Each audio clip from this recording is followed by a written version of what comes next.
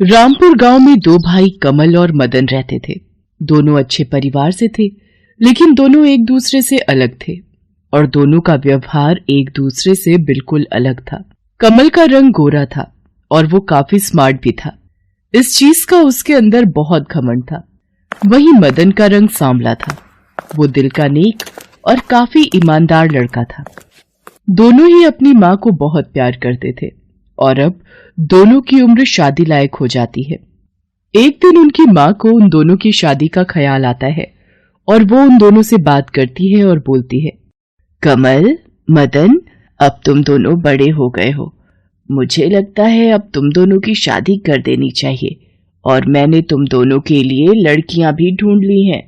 अरे माँ, मुझे तो मेरे जैसी ही लड़की चाहिए, जो दिखने में सुंदर और गोरी हो। हाँ हाँ, क्यों नहीं, मैं अपने बेटे के लिए सुंदर सी ही बहू लाऊंगी। माँ, जैसा आपको ठीक लगे वैसा कीजिए। आप जो भी लड़की पसंद करेंगी मैं उसी से शादी कर लूंगा, पर अभी मुझे देर हो रही है, मुझे ऑफिस जाना है। इतना कहकर कमल और मदन दोनों अपने अपने काम पर चले जाते हैं और कुछ ही दिनों बाद सुषमा अपने दोनों बेटों की शादी करा देती है। कमल की पत्नी अंजलि सुंदर और अमीर थी, वहीं मदन की पत्नी नैना काली और सुशील थी। लेकिन सुषमा को सिर्फ गोरे और सुंदर लोग ही पसंद थे, इसलिए सुषमा अपनी बहू अंजलि से बहुत प्यार से बात करती थी, लेकिन नैना से नफरत करती थी क्योंकि वो काली थी। एक दिन अंजलि अपनी देवरानी नैना से बोलती है, नैना, तुम घर का सारा काम कर लेना, मैं पार्लर जा रही हूँ। मेरी स्किन बहुत खराब हो गई है और मैं नहीं चाहती कि इसका मेरी सुंदरता पर थोड़ा सा भी असर हो। अब तुम तो काली हो, तुम्हें इतना फर्क नहीं पड़ेगा, लेकिन मैं अपनी स्किन को खराब नहीं होने दे सकती।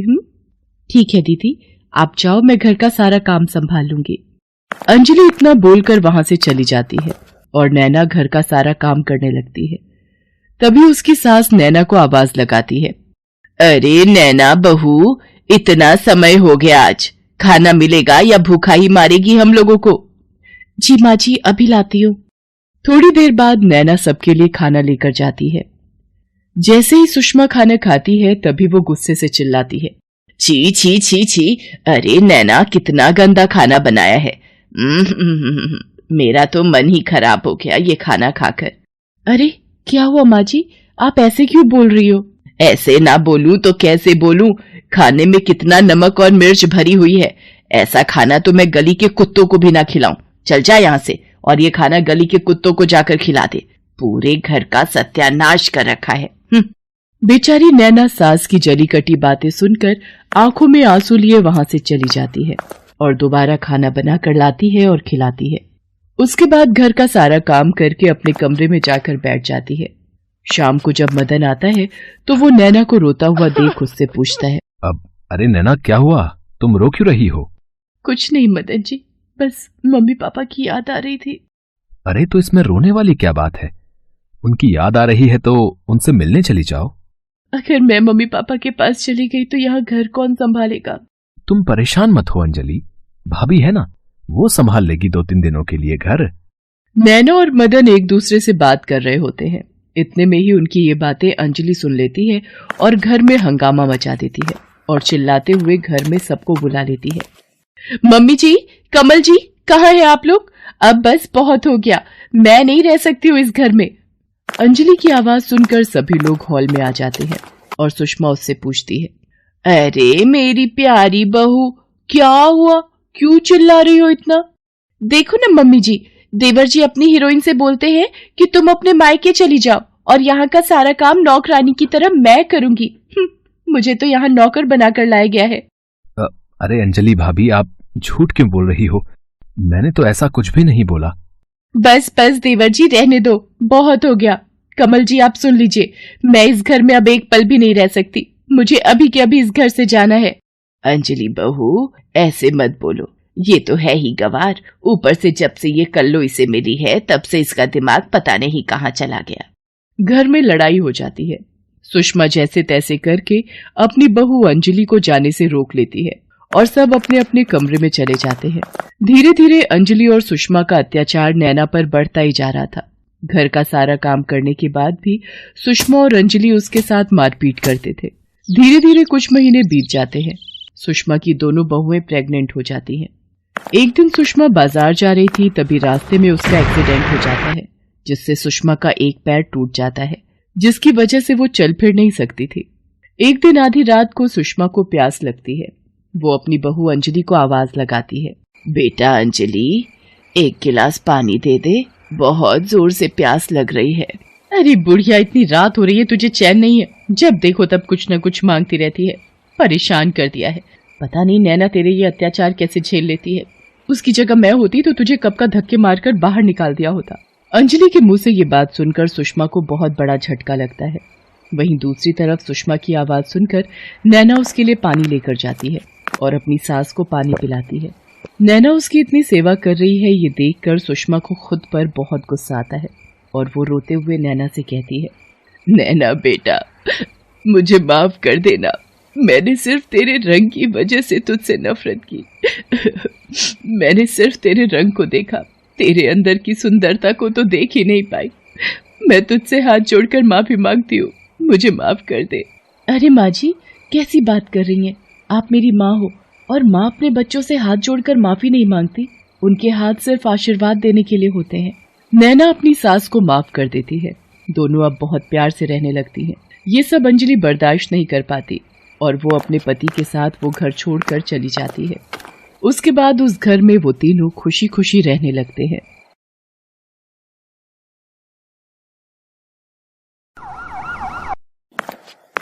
रोशनलाल के बचपन के मित्र को हार्ट अटैक आ जाता है। रोशनलाल हॉस्पिटल पहुंचता है। अरे राम नारायण, देखना तू जल्दी ही ठीक हो जाएगा, चिंता मत कर, अभी शतरंज की बाजी में तुझे हराना बाकी है। रोशनलाल, अब मैं नहीं बचूंगा दोस्त। मेरी बेटी काजल का क्या होगा? मेरे बिना किसके सहारे रहेगी? रोशन, मुझे वादा कर, तू अच्छा रिश्ता ढूंढकर मेरी काजल की शादी करवाएगा। पिताजी, आप ठीक हो जाओगे। राम नारायण मेरे दोस्त, मैं वादा करता हूँ, काजल की शादी मैं अपने छोटे बेटे अखिल से करवाऊंगा। अब तू आराम कर। राम नारायण, क्या हुआ? आंखें खोल दोस्त। डॉक्टर, डॉक्टर, पिताजी आंखें नहीं खोल रहे, कुछ कीजिए doctor. Sorry, he is no more. पिताजी नहीं, आप मुझे छोड़कर नहीं जा सकते। चुप हो जा बेटी, चुप हो जा बेटी, मत रो। राम नारायण की जिंदगी का सफर शायद यहीं तक था। काजल बेसहारा हो गई थी। काजल अपने काले रंग के लिए पहले ही लोगों के तानों से परेशान थी, पर पिता का साथ उसे हिम्मत देता था। उनके जाने के बाद अब ये दुखों का पहाड़ काजल पर टूट गया था। रोशनलाल काजल को अपने घर ले आता है। तुम्हारा दिमाग खराब हो गया है क्या? हम अपने अखिल की शादी इस काली लड़की से कर दें? एक बहू गोरी और एक बहू काली। शोभा, मैंने अपने दोस्त को जुबान दी थी, काजल मेरी जिम्मेदारी रहेगी और मेरा यही फैसला है कि अखिल और काजल की 2 दिन बाद शादी होगी। जब ये बात अखिल को पता चलती है तो वो भी इस शादी से इनकार कर देता है। पिताजी, मैं एक काली लड़की को अपना जीवन साथी नहीं बना सकता। तो ठीक है, फिर जायदाद में से एक फूटी कौड़ी मैं तेरे नाम नहीं करूंगा। जहां जाना है चला जा। अखिल गुस्से में अपने कमरे में आ जाता है। तभी, अरे देवर जी, कौन कह रहा है आप शादी के बाद इस लड़की को अपनाओ? एक बार शादी हो जाए, उसके बाद किसी आसान तरीके से रास्ते का कांटा साफ कर देंगे। अभी पिताजी गुस्से में हैं। अगर जायदाद में से बेदखल कर दिया तो हाथ में कुछ नहीं आएगा। शादी के लिए हाँ कह दो। अनीता घर की बड़ी बहू थी, इसलिए अपने गोरे रंग रूप पर इतराती थी। अखिल अनीता की चालाकी भरी बातों को समझ जाता है और 2 दिन बाद अखिल और काजल की शादी हो जाती है। एक सुबह, माँ जी, ये आपके लिए चाय लाई थी। मैंने तुझे कितनी बार मना किया है, अपनी बदसूरत शक्ल लेकर सुबह सुबह मेरे सामने मत आया कर। मेरी गोरी और सुंदर बहू अनीता कहाँ है, जिसके कमरे में आते ही उजाला हो जाए? माँ जी, वो भैया के साथ रोहन के स्कूल गई हैं, इसलिए मैं चाय ले आई। अब ये चाय भी अपने रंग जैसी काली बना लाई है, देखो तो उल्टी आ जाए। काजल रोती हुई रसोई में चली जाती है। काजल बेटी, तुम इन लोगों की बातों को दिल पर मत लगाओ। ये लोग सिर्फ ऊपरी दिखावे में विश्वास रखते हैं। पता नहीं, गलती मेरी ही थी जो तुम्हें इस घर में ले आया। रोशनलाल दुखी मन से वहाँ से चला जाता है। एक दिन बाद अनीता के बेटे रोहन का जन्मदिन था। सभी मेहमान आए हुए थे। अनीता ने घर में ही बड़ी पार्टी का इंतजाम किया था। अरे अनीता, सब लोग रोशन के केक काटने का इंतजार कर रहे हैं भाई। रोहन बेटा, चलो केक काटो। रुकिए भैया, मैं अपना कैमरा ले आऊं फैमिली फोटो के लिए। काजल, फोटोज में थोड़ा पीछे रहना। वैसे तुम फ्रेम में ना ही आओ तो बेहतर है। अरे अनीता बहू, कैसी बच्चों सी बातें करती हो। सारी यादगार फोटो मेरे पोते की खराब करवानी है इस काली शक्ल को बीच में दिखाकर। अखिल चल मेरे पोते की फोटो ले आ मेरे लाल, दादी के साथ फोटो खिंचवाएगा। सब लोग फैमिली फोटो खिंचवाने लगते हैं, पर काजल को कोई भी फोटो के बीच में नहीं लेता। तभी अब अखिल, एक फोटो मेरी और काजल बहू की भी खींच। आखिर शादी के बाद ये इसका घर में पहला फंक्शन है। अखिल मुंह बनाकर अपने पिता और काजल की फोटो लेता है। गोरी बहू काली बहू के बीच का भेदभाव रोशन लाल को साफ दिखाई दे रहा था। एक दिन, शोभा, सारी तैयारी कर ली तुमने? कल सुबह ही हम सबको वैष्णो देवी यात्रा पर निकलना है। मैंने और अनीता ने कर ली है सारी तैयारी, पर अपने आप को हूर की परी समझने वाली काजल बहू से पूछ लो। उधर अनीता और अखिल काजल से छुटकारा पाने की अपनी ही तरकीब लगा रहे थे। भाभी, उस काली सूरत के साथ रहना एक एक दिन मुझे भारी पड़ रहा है, और पिताजी ने ये वैष्णो देवी जाने का प्रोग्राम और बना लिया। अरे देवर जी, मैंने सब सोच लिया है। यात्रा के दौरान दुर्घटना हुई, एक महिला का पैर फिसला और वो खाई में गिर गई। लाश का कुछ अता पता नहीं। ऐसी कितनी खबरें रोजाना सुनने और देखने को मिलती हैं, तो समझ गए ना हमें क्या करना है। पर ये सब आप करोगी कैसे? बस देखते जाओ देवर जी, आप मेरे इशारों को समझते रहना और काम हो भी जाएगा और किसी को पता भी नहीं चलेगा। अनीता और अखिल काजल को मारने का प्लान बना चुके थे। अगले दिन सब वैष्णो देवी की यात्रा के लिए निकलते हैं। सब मिलकर वैष्णो देवी की यात्रा शुरू करते हैं। अरे काजल बहू, तुमने पैरों में चप्पल नहीं पहनी? पिताजी, मैं नंगे पांव ही माता रानी के वैष्णो धाम की यात्रा करूंगी। बाकी सब लोग मुंह बनाकर आगे बढ़ जाते हैं। चढ़ाई पर चलते चलते रोशन लाल और शोभा पालकी में बैठ जाते हैं। सुधीर और अखिल तेज चलते हुए आगे बढ़ रहे थे। सुधीर, आप और देवर जी आगे चलते रहिए। मैं थोड़ा थक गई हूँ, आराम आराम से आऊंगी। काजल, मेरे साथ साथ ही चलना। ठीक है भाभी, मैं आपके साथ ही चलूंगी। मैं भी पापा और चाचू के साथ आगे चलूंगा। पापा रुको, मैं भी आ रहा हूँ। रोहन रुको, पापा आगे चले गए हैं। अरे भागो मत बेटा, गिर जाओगे। भाभी, मैं रोहन को बुलाती हूँ। इतनी देर में भागते हुए रोहन का जूता फिसल जाता है और वो खाई की तरफ गिरने लगता है। रोहन, मेरा बच्चा। काजल रोहन का हाथ पकड़ लेती है और उसे ऊपर खींचने लगती है। काजल, मेरे बच्चे को बचा लो, मेरा बेटा। घबराओ मत रोहन, मेरा हाथ पकड़े रहना बेटा। काजल रोहन को ऊपर खींच लेती है। रोहन घबराया हुआ काजल से लिपट जाता है। इतनी देर में अनीता की आवाज सुनकर सुधीर और अखिल भी आ जाते हैं। मेरा बच्चा, मेरा रोहन। रोहन, तुम ठीक हो ना बेटा? सुधीर, आज काजल न होती तो पता नहीं मैं अपने बेटे को खो देती। काजल, तुमने आज मेरे रोहन को खाई में गिरने से बचा लिया। हम सब ने तुम्हें हमेशा नीचा दिखाया, पर तुम बहुत अच्छी हो काजल, मुझे माफ कर दो। भाभी, रोना बंद करो, आप मेरी बड़ी बहन जैसे हो, फिर आपकी किसी बात का भला मैं बुरा क्यों मानने लगी। ये सब देखकर अनिल का भी सिर शर्म से झुक जाता है। अखिल और अनीता जानते थे कि वो क्या पाप करने की सोच लेकर ऐसे पवित्र स्थान पर आए थे। सब मिलकर भवन पर पहुंचते हैं। शोभा और रोशन लाल को सारी बात पता चलती है। काजल, मुझे भी माफ कर दे बहू। आज माँ के दरबार के सामने मैं तेरे से अपने बुरे व्यवहार की माफी मांगती हूँ। अखिल काजल के साथ मिलकर माँ के दर्शन करता है। काजल की आंखों में खुशी के आंसू थे। आज माँ की कृपा से उसे अपना परिवार मिल गया था और गोरी काली बहू का भेद दिलों से मिट गया था।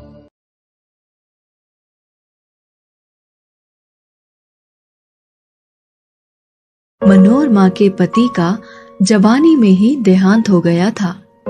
मनोरमा ने अकेले ही अपने बेटे रमन को पाल पोस कर बड़ा किया था। रमन की सारी पढ़ाई का खर्चा उसने अकेले ही उठाया था। रमन की नौकरी लगने के बाद उसने उसके लिए एक सुंदर सुशील कन्या देखकर उसकी शादी करा दी थी। रमन शहर में रहकर जॉब करता था। उसकी पत्नी शालिनी और माँ मनोरमा गांव में ही रहते थे। अरे ओ शालिनी, शालिनी कहाँ मर गई? क्या हुआ मम्मी जी? क्या हुआ? वे सब छोड़ो, ये बताओ कि बिजली का बिल इतना ज्यादा कैसे आ रहा है? तुम्हें बिल्कुल समझ नहीं है? इतना महंगाई बढ़ा हुआ है, ऊपर से इतना बिजली का बिल। मम्मी जी, लेकिन ये तो पिछले महीने से भी कम है। तो तुम क्या चाहती हो? बिजली का बिल देने में हम अपना घर बार बेच दें? आज के बाद कितनी भी गर्मी हो, घर में एक ही पंखा चलेगा। मई का महीना था। शालिनी का दिन भर काम कर गर्मी से बुरा हाल हो जाता था, लेकिन मनोरमा सिर्फ अपने कमरे में पंखा चलाकर बैठ जाती थी। और जब शालिनी उस कमरे में जाती तो उसे सोना है ये कहकर उसे कमरे से बाहर कर देती। एक दिन जब शालिनी अपने आंगन में काम कर रही थी, तभी एक चूड़ी वाला अपने ठेले पर चूड़ी बेचता हुआ वहां आया। चूड़ी ले लो चूड़ी, रंग बिरंगी चूड़ियाँ। शालिनी को बचपन से ही रंग बिरंगी चूड़ियाँ पहनने का बहुत शौक था। चूड़ी वाले को देख खुद को वो रोक नहीं पाई और उसे आवाज दे दी, ए चूड़ी वाले भैया, रंग बिरंगी चूड़ियाँ दिखा देना। ये लीजिए मैडम, एकदम नए डिजाइन की सुंदर चूड़ियाँ हैं, बहुत ही सस्ते दाम पर। शालिनी को चूड़ियाँ बहुत पसंद आती है। तभी वहाँ मनोरमा आ जाती है। क्यों री, तुमको समझ नाम की कोई चीज नहीं है क्या? यहाँ महंगाई इतनी बढ़ती जा रही है और तुम्हें नई चूड़ियाँ पहननी है। मम्मी जी, मेरी सारी चूड़ियाँ घर के काम काज करने में टूट गई हैं। एक भी अच्छी चूड़ियाँ नहीं बची मेरे पास। वैसे भी तुम चूड़ियाँ पहनकर कौन सा विदेश जा रही हो? चलो चूड़ी वाले भैया, यहाँ से आगे निकल जाओ। ले लेने दीजिए ना ये चूड़ियाँ, इन पर बहुत जचेगी। क्यों रे, अब तू हमारे बीच में बोलेगा? रहने दीजिए भैया, मुझे चूड़ी नहीं चाहिए। इतना कहकर शालिनी उदास होकर अपने कमरे में जाने लगती है और मनोरमा भी वहाँ पर चली जाती है। तभी चूड़ी वाला वे चूड़ी शालिनी की खिड़की पर रख वहाँ से चला जाता है। मनोरमा खिड़की पर चूड़ी रखा देख उसे अपने पास रख लेती है। कुछ दिनों बाद शालिनी की माँ आती है। क्या बात है शालिनी, तुम दिन ब दिन कमजोर होती जा रही हो। क्या बताऊं माँ, मेरी सास इतनी कंजूस है कि बाजार में जो सबसे सस्ती सब्जी मिलती है वही हमारे घर में बनती है। तभी वहाँ मनोरमा जाती है। हाँ हाँ, क्यों नहीं, यहाँ के साग सब्जियों से इतनी ही दिक्कत है तो अपनी बेटी को खिलाने के लिए सब्जी लेकर आती अपने गांव से। बहन जी, मैं अपने खेत की सब्जियाँ आप लोगों के लिए लेकर आई हूँ। जे सब्जियाँ, ये तो कई दिनों से बासी लग रही है, पर कोई बात नहीं, अब आप लेकर ही आई है तो हम रख लेते हैं। मनोरमा सब्जियों की टोकरी लेकर रसोई में चली जाती है और ताजे लाल टमाटर को खाने लगती है। मुझे लगता है मैंने बहुत बड़ी गलती कर दी तुम्हें इस घर में ब्याह कर। अब यही मेरा घर है माँ, मैं ठीक हूँ। रेखा अपनी बेटी का ससुराल में हालत देख बहुत चिंता में पड़ गई थी, लेकिन शालिनी के कहने पर वे वहाँ से चली जाती है। कुछ दिनों बाद भीषण गर्मी के कारण शालिनी बेहोश हो जाती है। मनोरमा शालिनी की हालत देख तुरंत डॉक्टर को बुलाती है। डॉक्टर साहब, क्या हुआ है इसको? गर्मी के कारण शरीर में पानी की कमी हो गई है, पानी चढ़ाना होगा। यह कुछ दवाइयाँ हैं, देते रहिए। डॉक्टर साहब, इन दवाइयों की कीमत क्या होगी? ज्यादा नहीं, यही कुछ 500-800 रुपए होंगे। डॉक्टर साहब, अब आप जा सकते हैं। डॉक्टर के जाते ही मनोरमा दवाई की पर्ची फाड़ कर फेंक देती है। छोटी मोटी सर्दी जुकाम के 500,000 रुपए, ऐसे ही घरेलू उपचार से ठीक हो जाएगा। पानी तो लोग ऐसे भी पीते हैं ना। मनोरमा शालिनी को ज्यादा पानी पिलाने लगी और घरेलू उपचार भी करने लगी। ऐसे ही 2 दिन बीत गए, लेकिन शालिनी की तबीयत पर कोई असर नहीं पड़ा। मम्मी जी, आप मेरी माँ को बुला लीजिए या मेरे पति को बुला दीजिए, वरना मैं ऐसे ही बड़ी बड़ी मर जाऊंगी। तुम्हें मेरा इलाज पसंद नहीं तो मैं तेरी माँ को बुला देती हूँ। मनोरमा फोन कर रेखा को बुला लेती है। रेखा शालिनी को अपने साथ लेकर चली जाती है और वहाँ उसका अच्छे डॉक्टर से उपचार करती है। एक दिन रेखा मनोरमा के घर आती है। हाय रे, मेरी मती मारी गई थी जो मैंने तेरे घर में अपनी बेटी को बहू बनाकर भेजा। तेरी वजह से उसकी जान चली गई। क्या? शालिनी की जान चली गई? हाँ, तेरी कंजूसी की वजह से उसका सही वक्त पर इलाज ना हो पाया। मैं नहीं चाहती कि तेरा साया भी उस पर पड़े, वरना तुम मेरी बेटी के शव के ऊपर चढ़े फूलों की भी कीमत लगाने लगोगी। मनोरमा वहीं रोने लगती है और खुद को कोसने लगती है। हाय, मुझसे बहुत बड़ी गलती हो गई। आज मेरी कंजूसी के कारण बेचारी मेरी बहू की जान चली गई है। मैं आपसे कंजूसी नहीं करूंगी। तभी शालिनी वहां जाती है। शालिनी को देख मनोरमा की खुशी का ठिकाना नहीं होता और वो उसे गले से लगा लेती है। मम्मी जी, बचत करना अच्छी बात है, लेकिन कंजूसी नहीं करनी चाहिए। बेटा, मैं अब से कभी भी कंजूसी नहीं करूंगी। हमें आपको यही समझाने के लिए ये नाटक करना पड़ा। मनोरमा ने कंजूसी छोड़ दी और सभी खुशी खुशी रहने लगे।